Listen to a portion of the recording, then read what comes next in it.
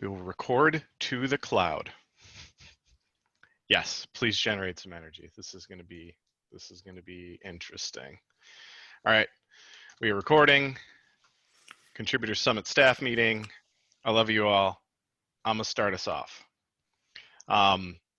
So I usually have this subconscious need to keep like personal and professional opinions separate. My professional opinion has been that we are a CNCF sponsored event for contributors, and unless KubeCon itself is canceled, we should go on. My personal opinion is a bit different than that. So Bob and I had lunch on Saturday and hammered out a Plan B doc, and then we sent it to Dawn for consensus and revision. And then we let Deb know that we have a KubeCon is canceled. What do plan? I've been on the fence about the summit since early last week, and this was kind of my way of coping, trying to prepare, and also grab lunch.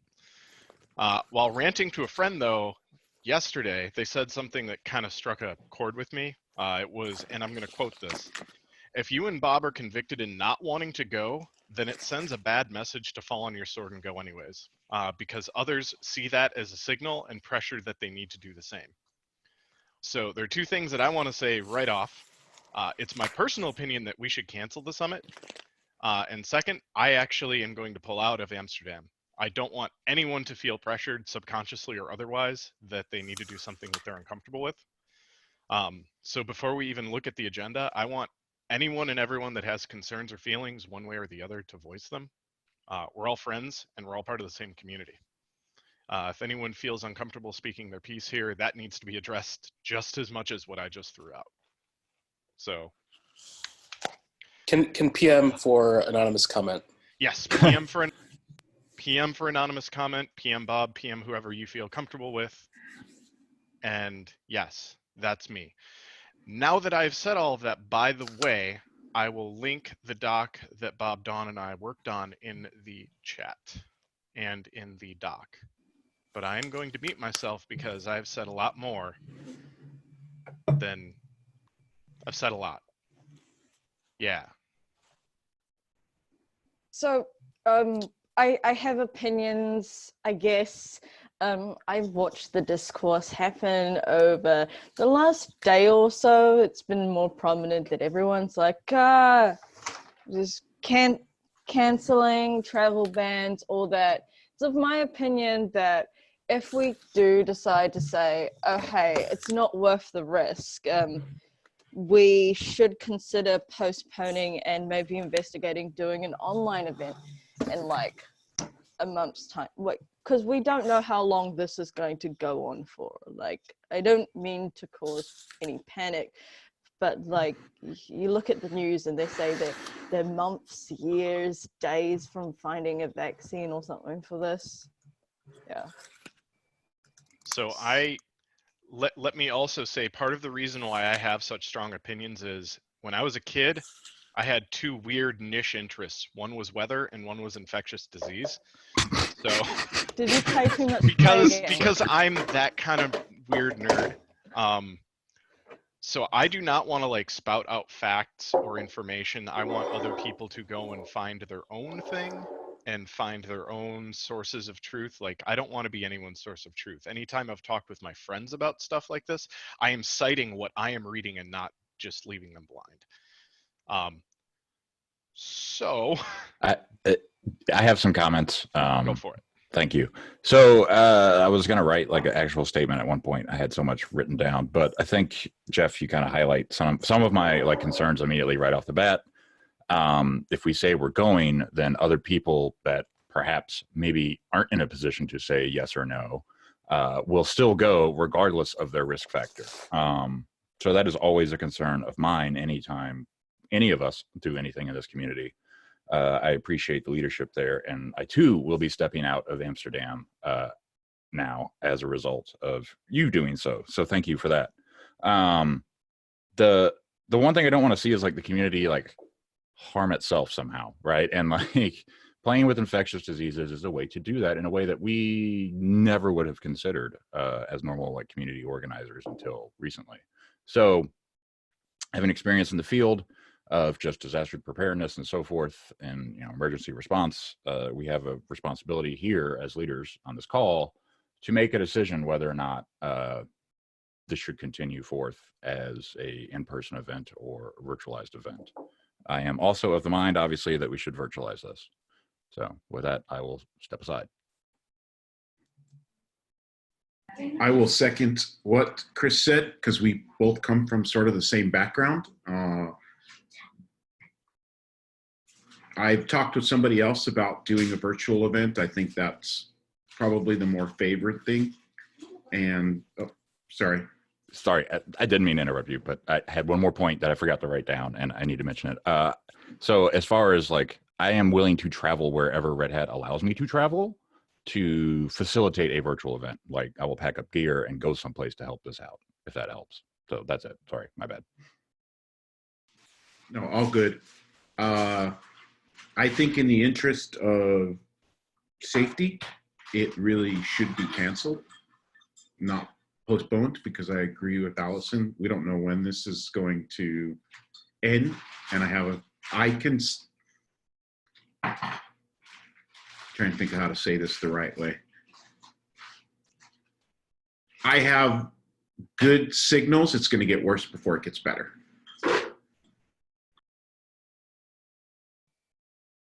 +1. So please, other people, voice thoughts, opinions, everything else. That, like, And remember, you can PM. and please PM any person that you feel comfortable with PMing. If you don't feel like speaking publicly because this is recorded, please PM them so your voice is at least heard. That being said, there is not really a playbook on how to propose canceling an event. And in fact, like, I don't know what we do next. As far as I know, I, as the event lead, would then go to the event sub-project owners and like escalate up the chain. I also want us to do it as probably not a unified voice, but a pretty darn close to majority voice. Like, I am one opinion. If everyone else has agreed, oh, heck yeah, we're going up. But I need some guidance, and I want, like I said, everyone's possible opinion. I'm not sure if we even, like, if this would be a lazy consensus thing where we email ContribX or we email the event leads, kind of know what I'm saying. Also, this is the first of literally everyone but Bob hearing about this idea. So that's another thing I want up and out. I think as a community and as leaders within this and having the event, we need to make sure that, you know, we don't have a bunch of groupthink going on. We don't have a bunch of, you know, things like that going on. And so it does need to be open to the community or larger groups of people. I think that, you know, when we are in community and we are doing things, we need to make sure that we stick by, you know, best practices of how community decisions get made. And stick to that and stick to those types of communications, because people are going to look to you and others on this phone call for how things are handled, or, you know, they're going to say, well, this is how ContribSummit did it, so it must be best practice. So now I'm going to roll this out to my event. So I think we need to be cognizant about that, and just making sure that we do that. I am not going to Amsterdam. Wasn't going anyways because it wasn't peanut free. I wouldn't go if it was peanut free. Right now, I have a 21-year-old daughter, and the risk of not being able to get back into the country, or the risk of, you know, being quarantined somewhere, or the risk of being a single mom and her, you know, not being able to have the parent there is not a risk I'm willing to take. But I think more of it is, you know, the travel. And I think as we saw, you know, Google, you know, has their SVP requirements now for travel. I think we're going to see other people, you know, have the same. So it's better to be prepared. I think as far as like an online type event goes, I do agree with Allison in the stance of, if we are going to do online, we should do it right. And we should open it up to as many people, and we should take the time to plan it so that we put on a kick butt event and it's not driven by dates of something. That means everybody's scrambling. So I would like to see like a really awesome online event if that's the way that we go, and just really nail it, communicate it out, get more people involved that couldn't have been involved. You know, it is a chance to build that out. My 2 cents. Honestly, like, it does open it up to more people who wouldn't normally be able to access it as a positive of One of this the event. Yes, one of the other things that I thought I called out in that proposal is the fact that we could actually then open up the NCW. And one of the biggest concerns we have for NCW is conference venue infrastructure, which we now no longer have to worry about. I was just kind of trying to look at the glass half full in that situation.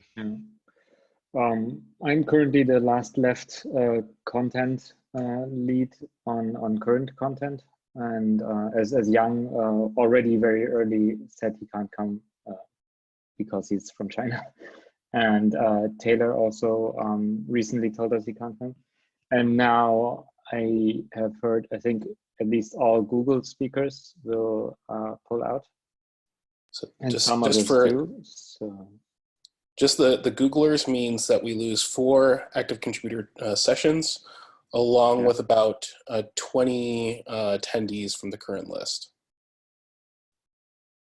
yeah. I also So have heard I think there are- my content would be like half a day left or so. Just looking realistically at some other companies, most probably also pulling. Marky, I think you're up next. There are 2 other companies that I'm hearing from pretty reliable sources. They're large, that will be pulling out as well.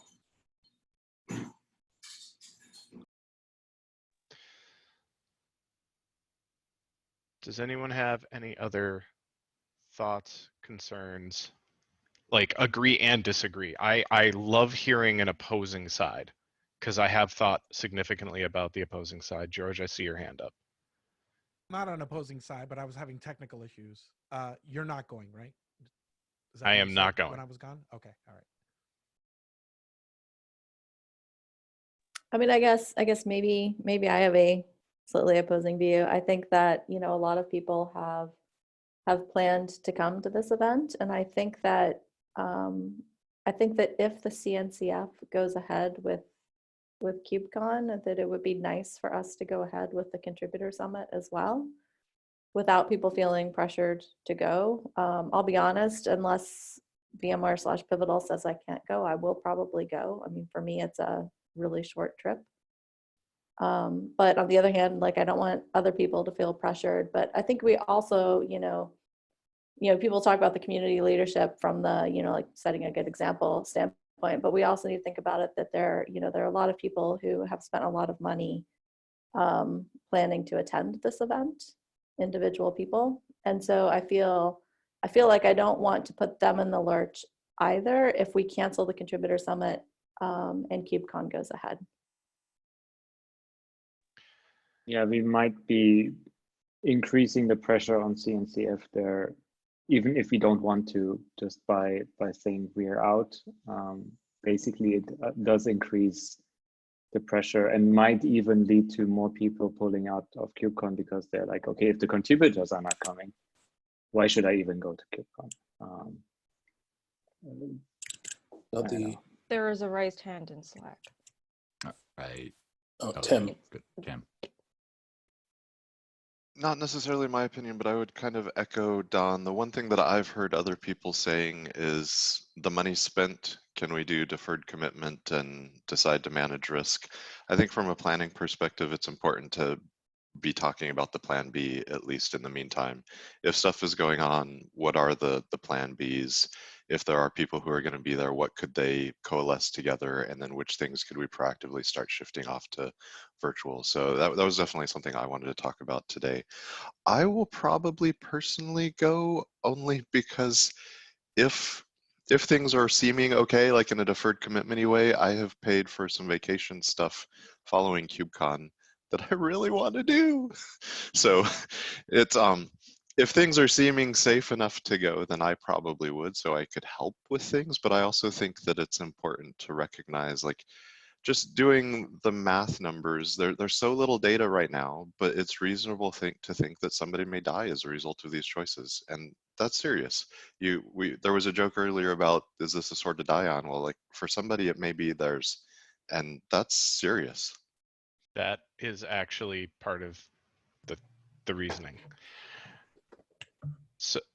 So I wrote down, "Are you okay with someone dying?" as one of my statements, right? Like, thank you, Tim, for making that point.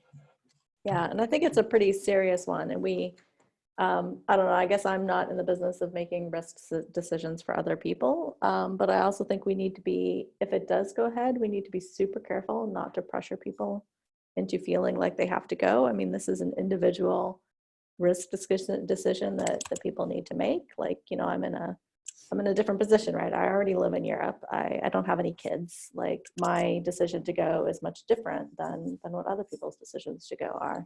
And I should be able to make my decision, but not pressure other people into making similar decisions. 200%. Go ahead, Bob. Yeah. So I actually have two things. One from PM is just, if most of the staff is not actually able to attend, then that puts more pressure on the people that are actually attending to be able to host the event if something is going to happen. And we might not be able to, you know, actually put on a good event if it does go forward. The second was, like, just to let you know, Jeff and I don't always have the same opinion.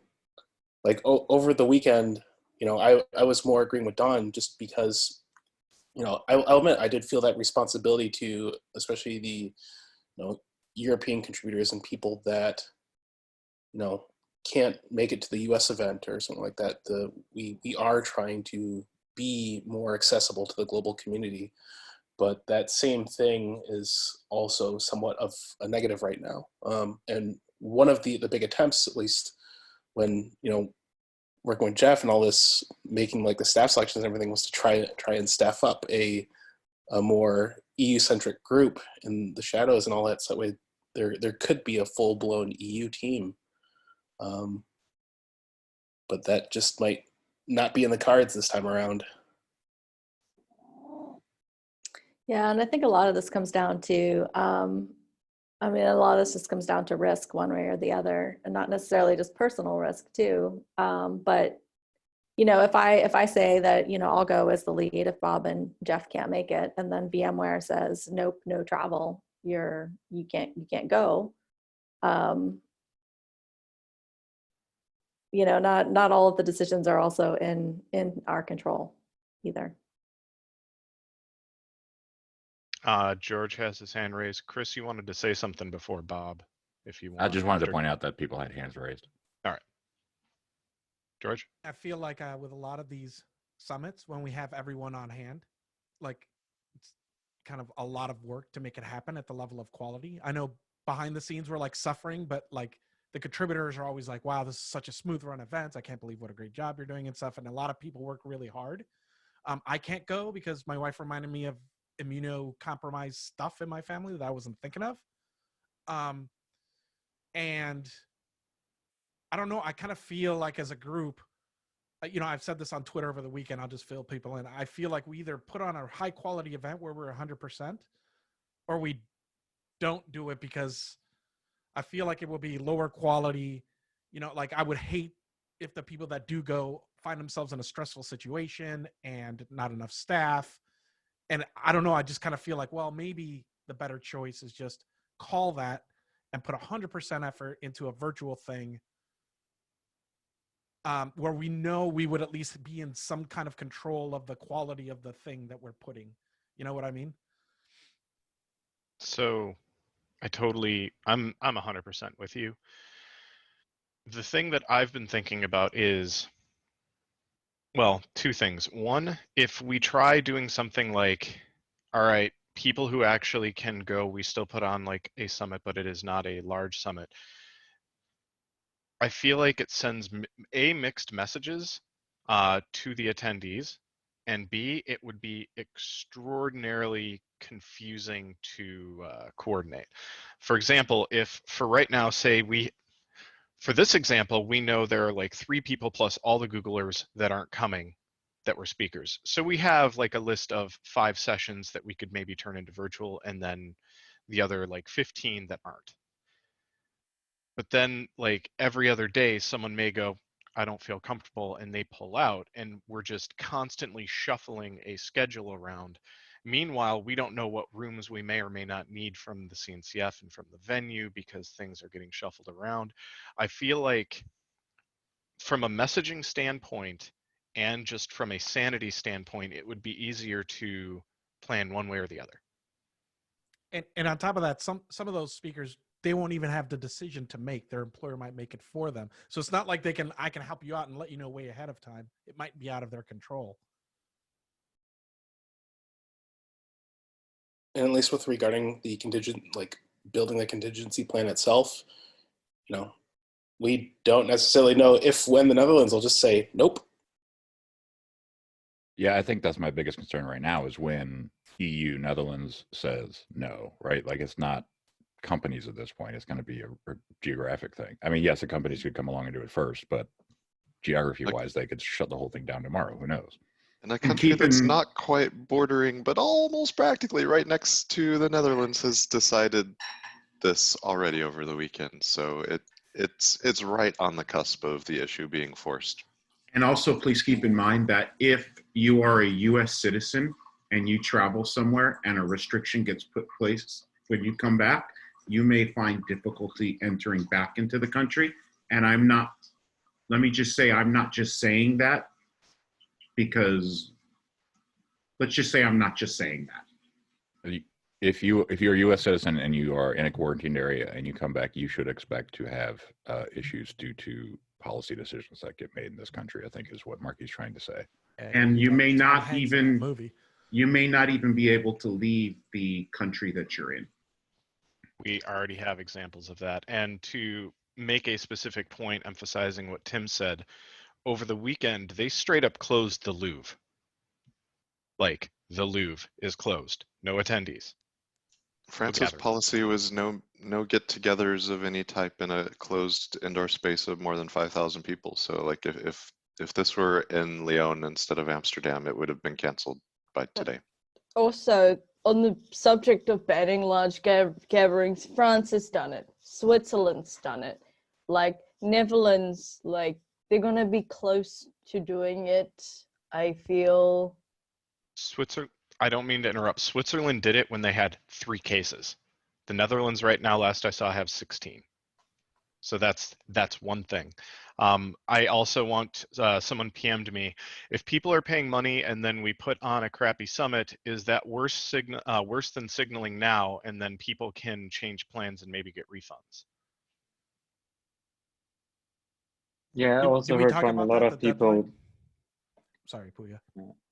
I heard from a lot of people they would like to have clarity rather early than late because of, I mean, everyone prefers wanna book rather things, than later right? on those. Yeah. Honestly, I've been following the TOC email chains. I think Deb's on this phone. I'm sure that CNCF is discussing things right now. There's no way that they can't be, right? Hi, Deb. Hi, happy Monday, everyone. Yeah, we've been keeping an eye on this for 2 months now. So currently KubeCon is still a full go ahead. We have not changed our messaging around that. We will continue to keep everyone updated should anything ever change, but for now we're going ahead as planned.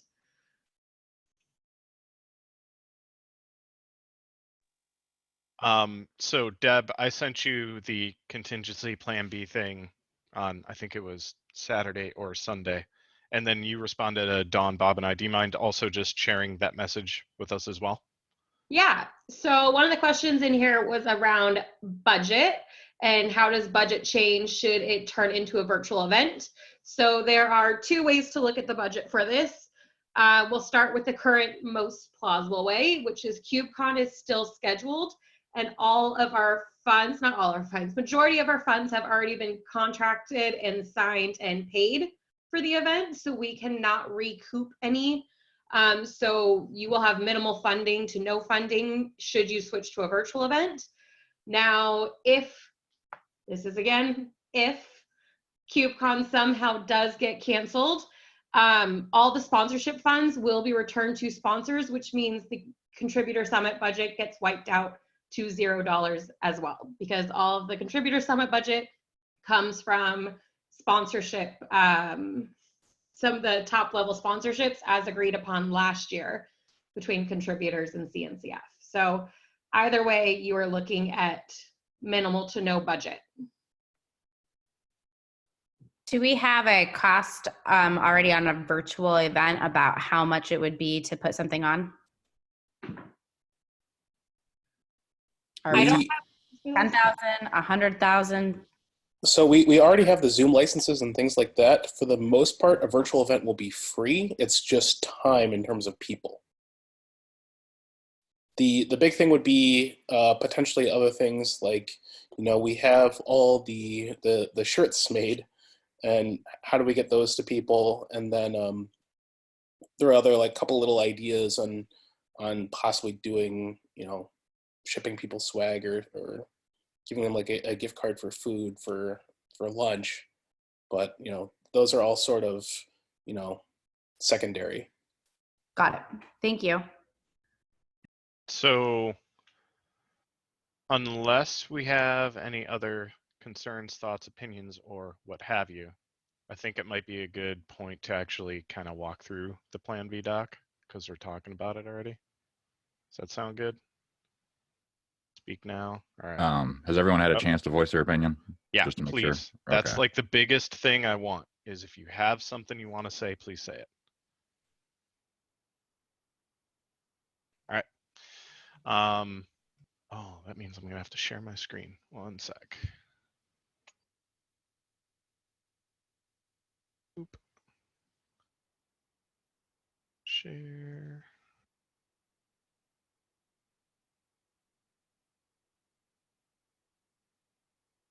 Cool.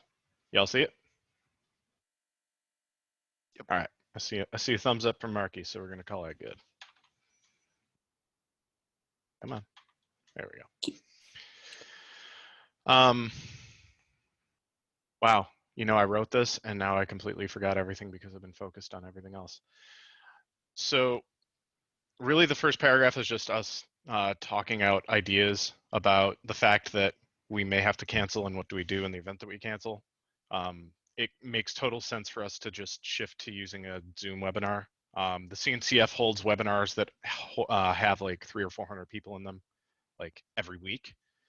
And having hosted a few of them, that's actually a pretty easy format. It's moderated Q&A.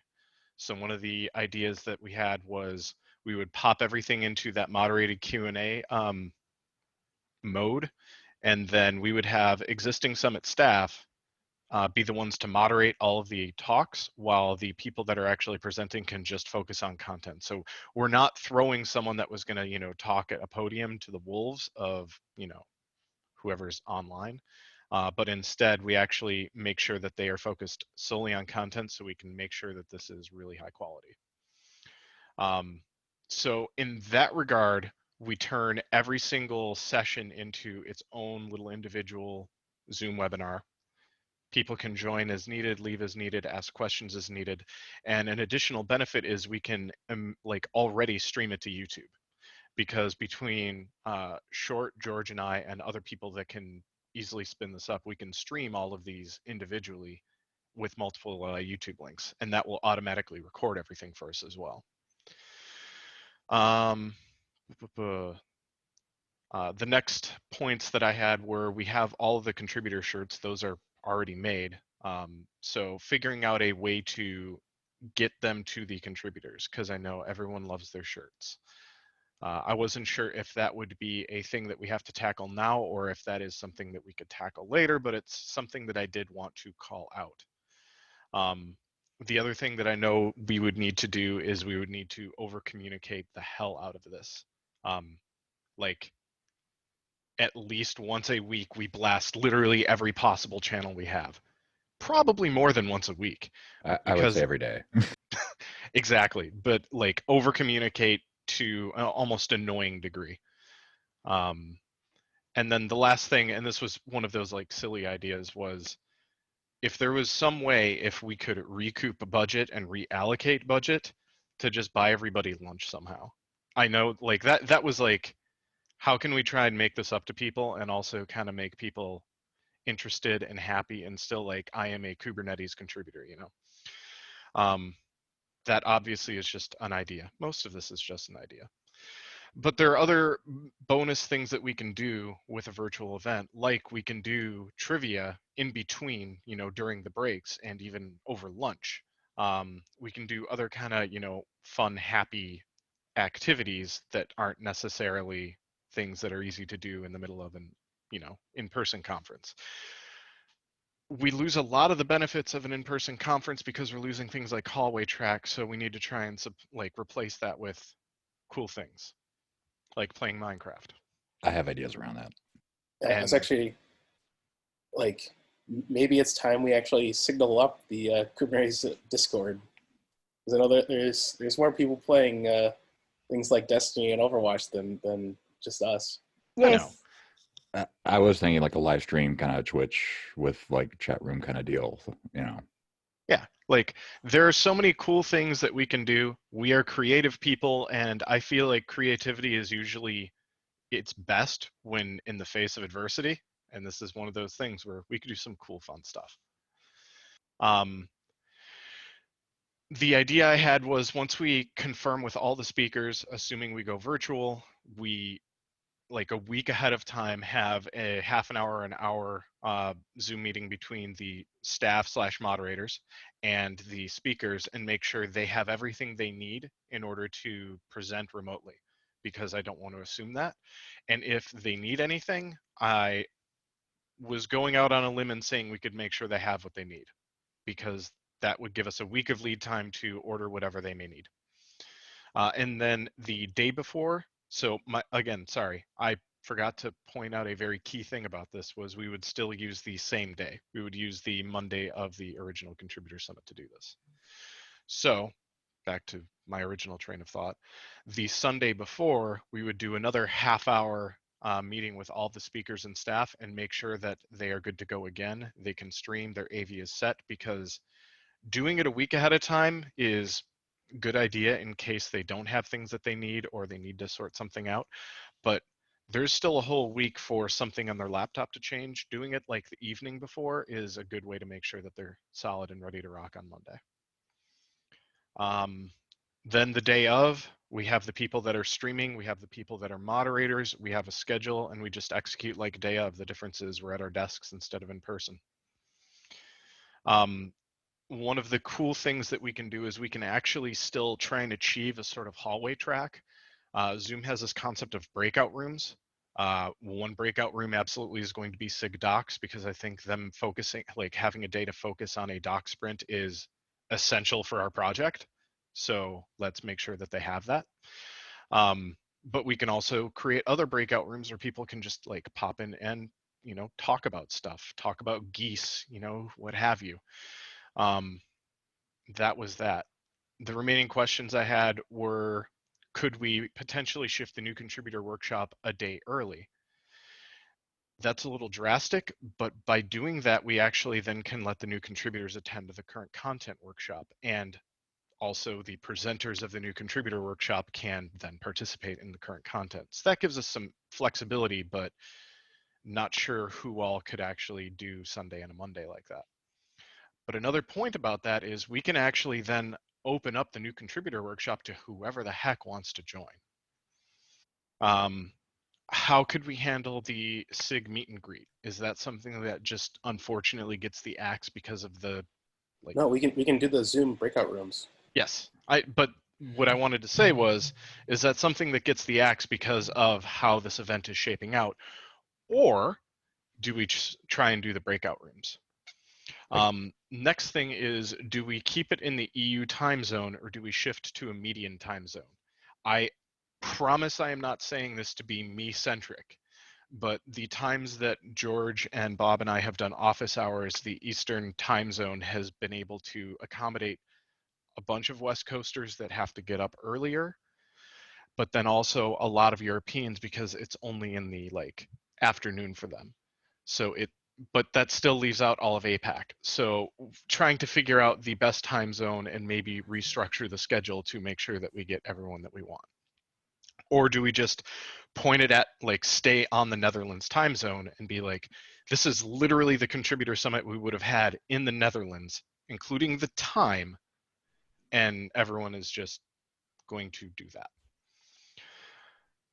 And last but not least, one thing that we should do is investigate closed captioning all of the events after the fact. I believe George had said that there was a service that he knew about and we could close caption everything. I haven't paid attention to any chat and I have a bunch, so talk. So one thing I will say with respect to the meet and greet, we can definitely try to do something, but I have a feeling that without that in-person kind of guilting of existing contributors as they try to head towards the door, we might have trouble actually getting people to come in and actually sit in the Zoom rooms to meet with new contributors. That was kind of my concern with the meet and greet. The functionally using the Zoom breakout rooms, you would achieve the same thing, but it's very different than, you know, getting up, walking over, seeing, you know, someone wants to talk, sitting down, like, you know.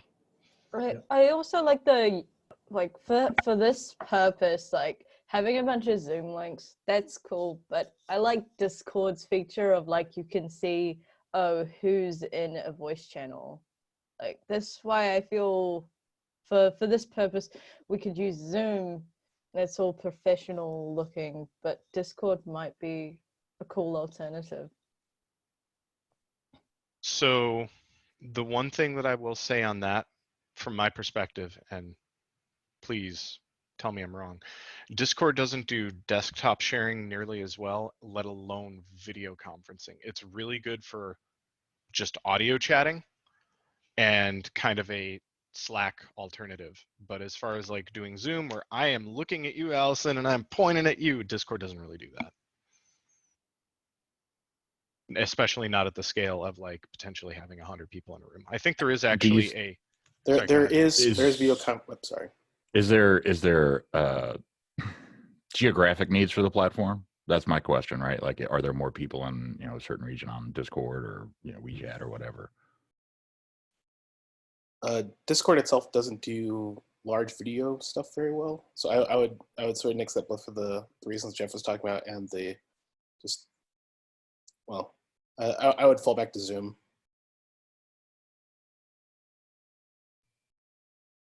George has his hand up.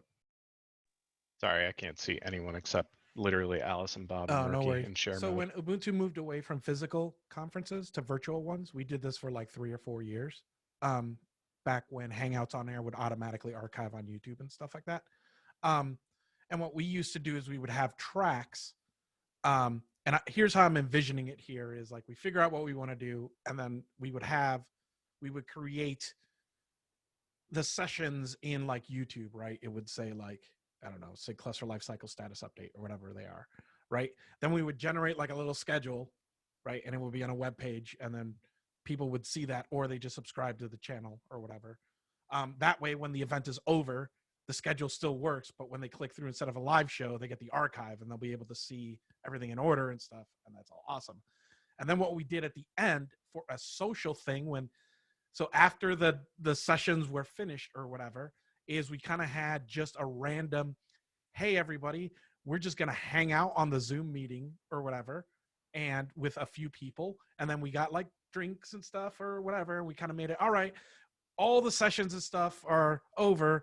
Work is finished. Let's hang out and have a good time. Then the audience would do things like ask questions, like silly things. Like that's when you could do trivia, and it kind of becomes sort of like a live stream, like on Twitch at that point, you know, where it's like, you know, all right, Tim, what's your favorite feature in 1.2 that no one ever used? Haha, you know, and then like you kind of get the famous people joking around a little bit, you know, Brandon, why don't you tell us about the first prototype of whatever? So it was like stuff like that, you know what I mean? And we could do things like give out t-shirts and stuff, because we still have the CNCF t-shirt codes. that we do. We could do at the end, we can add an office hours. We can add a meet our contributors for that month, right? Because we have to do those this month anyway. You know what I mean? So at the end, we could like kind of tie it in all together. The thing I would like to say though is adding Discord or other software and stuff we hadn't used. I feel like this is our first one. We know how to use Zoom and we know how to stream to YouTube. We should just stick with that Yeah, and we kind should of stick with concentrate on the that. content. That's made me Completely change my agree. mind. Yeah. You know, and then, you know, at the end we could say, hey, let's, you know, if people want to hang out and go to Discord and play video games with everyone, that's where we're going to be. But officially, you know, we'll call it there.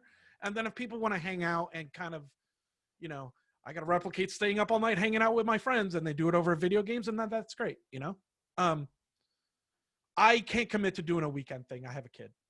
So, oh, and the other thing I do want to say is the streamers, if we do this, when we do meet our contributors and office hours, I can host and stream and stuff at the same time and do a whole bunch of things. There's no way we can pull that off with multiple sessions. We're going to have to make sure that, like, everything is like, all the roles are kind of a line in the sand. And then we have people, you know, dedicated to listening, you know, and we'll have to do the thing, like we'll have mobile phones so we can see the quality of the feed. Like we'll have to figure all that stuff out. So I just wanted to remind everybody that there's a lot of, because if we wanted to go back to back to back, I can't stream for 3 hours straight. I'll have to stream, and then Chris will have to, like, I'll stop and We'll need Chris will have gaps. to use Yeah. his key. Like, so there's like YouTube stuff we have to figure out there, but I think it's totally doable. Like I've been looking to see how people do this. I think that part's totally doable. Okay. Are we thinking of doing it at the day that Contributor Summit should have been? Like, do we think we can be ready? And I think it's a month, so it's not that, it's quite some time. The original proposal was, yes, we would literally do it the day of, as if it were the contributor summit, because this is also, the original proposal was also assuming KubeCon got canceled and they moved to virtual. So we would just be doing the same, and then it would just be virtual KubeCon. It might really actually be sorry. The only thing that was up in the air was, again, time zones, and whether we start when it was going to be in the Netherlands or whether we tried to make it a more wide. Yeah. Go ahead, Bob. So if KubeCon still happens and, you know, we don't do our thing, I would push for different dates. And this is mostly because for people that are going, you know, then they either have to attend the Contributor Summit virtually or go to a day zero or any of those. George had his hand raised first. Also wanted to point out, we have enough streamers and people, I think, that the time zone thing, we could start in Europe and then just keep going. If there's someone on the West Coast that can keep, you know what I mean? Like we don't have to start, we could start at early in Europe, and as long as we have enough people, the entire event could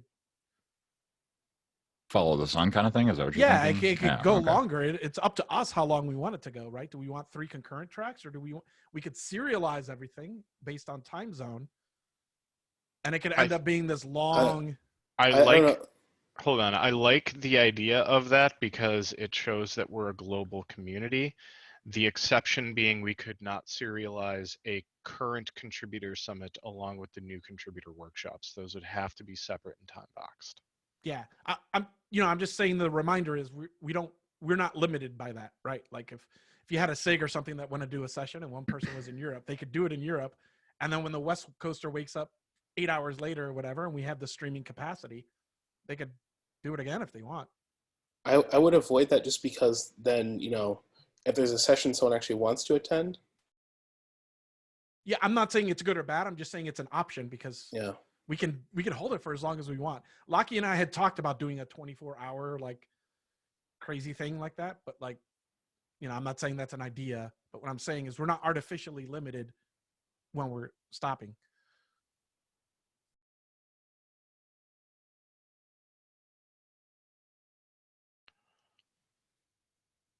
So yeah.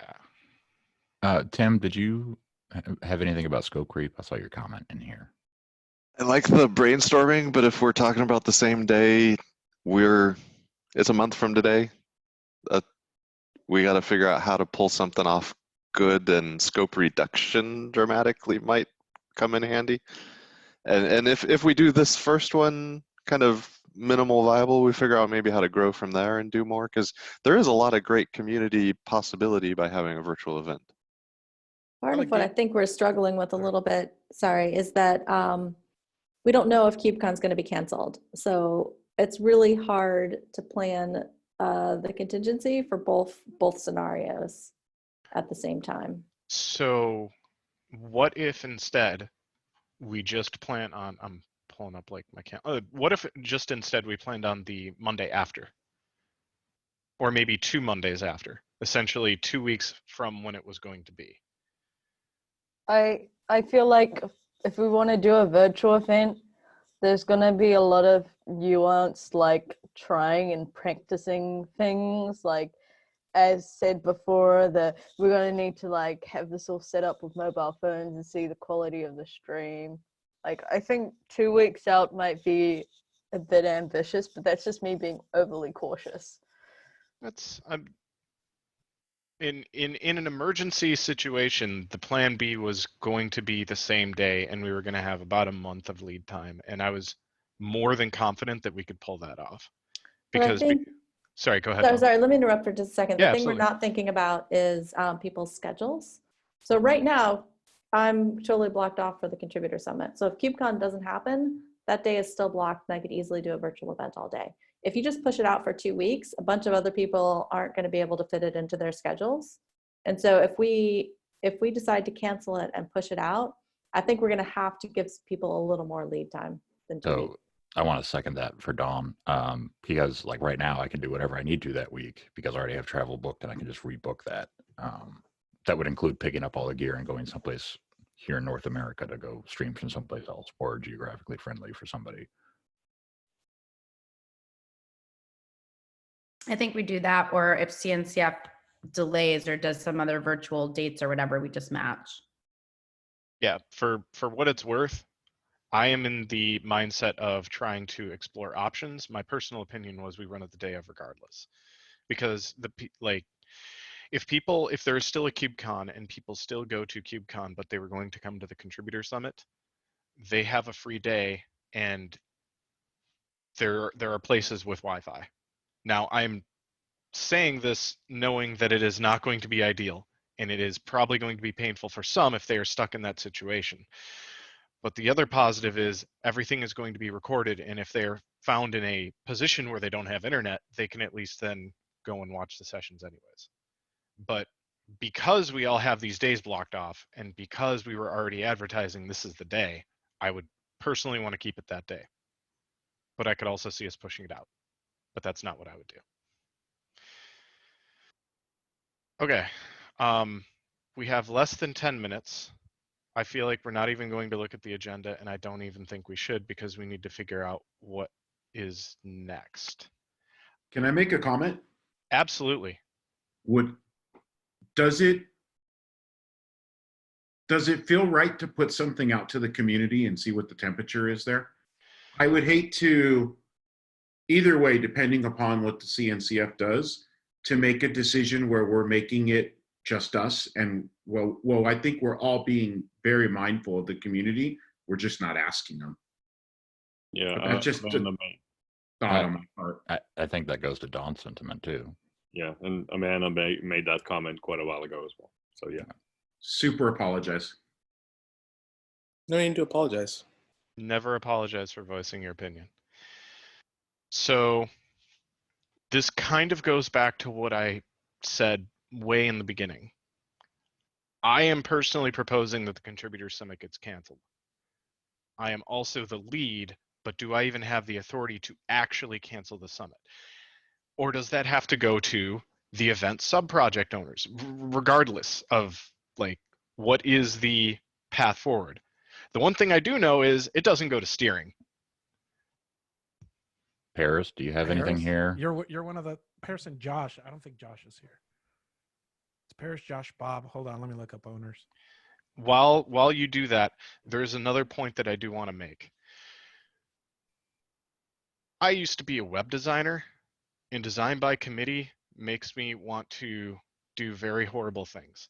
At the same time, I understand that we are a community. But we're a community of the entire reason, let me back up. The entire reason why lazy consensus came up was because, or became a thing, is because we can be wishy-washy. We can also like take forever to respond to something. So while I'm okay with the idea of polling the community, I at least want to come out of this meeting with a single message. And then based on that message is what we can then go forward with, whether that is going to the event subproject owners, whether that's going to ContribX's emailing list and going, hey, you got 72 hours to complain, otherwise this is happening. You know, like I still don't actually know how we would do this transition. We're in new ground here. We're gonna have to write a roll book. Yeah, the reviewers are listed as Paris and Tim Pepper, and approvers are Paris, Bob, Gwen, and Josh, and the SIG contributor experience leads. All right. From an overall standpoint, do we agree that we should cancel?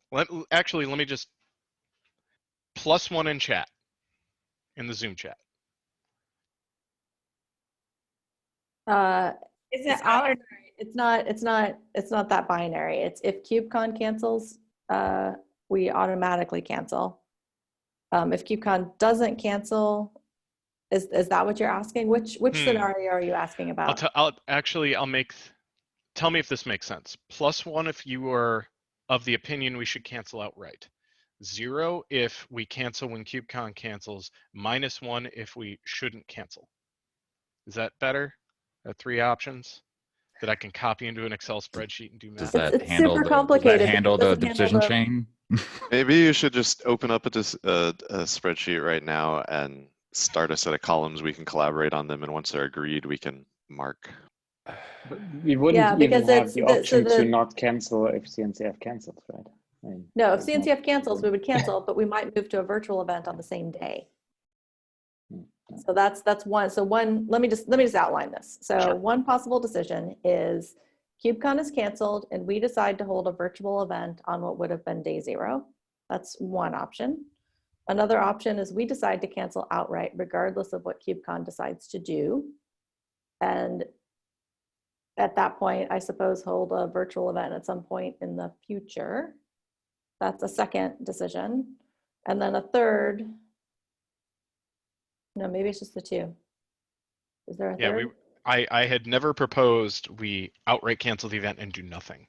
I think it was either I propose we cancel and we make it a virtual event, or we don't do that, and then if KubeCon cancels, we virtualize the event. Okay. I just want people to make sure that people knew what they were voting for. Sorry. Yes. Thank you for the Yeah. clarity. This So like I don't I heard- remember. okay, I think it was Paris mentioned. I think it was Paris. I have to go back and scroll through the log, but like, if we cancel and KubeCon still happens, it still might be possible to have a small, like the social might still be able to happen there or something like that for those that do actually show up. Because at this point, correct me if I'm wrong, Deb, that's paid for. That is paid for. So Vision of Deb sitting there hanging out. Woo! All these It's drinks so for weird that me. Debs doesn't have her Zoom on today.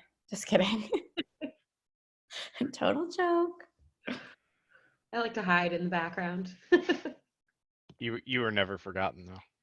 And I do want to outright like thank you for just listening, and thank you for being responsive, and thank you for being you, Deb. I'm here for it anytime. Yeah, if this cancels, I just want to give you a big hug. I know you put so much effort into this. Mm-hmm. Yeah, like maybe hug is not the right thing right now. Oh, sorry. I will send you a big gift of thanks. We'll do air high fives from afar. For those of you that have seen Demolition Man. Sorry. All right. I am looking at this, and I actually should bust out a spreadsheet. It looks like the majority is +1, but it's not overwhelming. Regardless, I think we are going to escalate to the sub-project owners. I'm going to submit my proposal. We will see what happens from there. Does anyone have any thoughts past that? Again, I have no idea what I'm doing. This has never happened. No, We'll figure it I out. completely It's fine. understand that, and like I think everybody should realize that we are in uncharted territories here. Jeff, I would propose that if you do submit your issue with it, we need to have like some serious comment moderator happening like live on that to make sure it doesn't get too out of hand. And I think we need to be clear about who makes the decision. Yeah, I know Also you're looking strongly for agree. consensus, but as far as I'm concerned, we have sub-project owners for a reason, so I will support whatever you decide. Living the emeritus life. Thank you, George. All right, it is almost 2 o'clock. I'm going to create an issue. When I create the issue, I will ping in Summit staff beforehand. Just go ahead and assign the event leads. I absolutely will. And keep in mind my opinions on this, though personal and somewhat professional, I really just care about y'all, and I don't want anyone to get sick, let alone me. I was really looking forward to hanging out. Me too. All right. Thank you, I guess. Thank you. Thank you, everybody. Jeff. This is a hard topic. Thank you so much for tackling this. I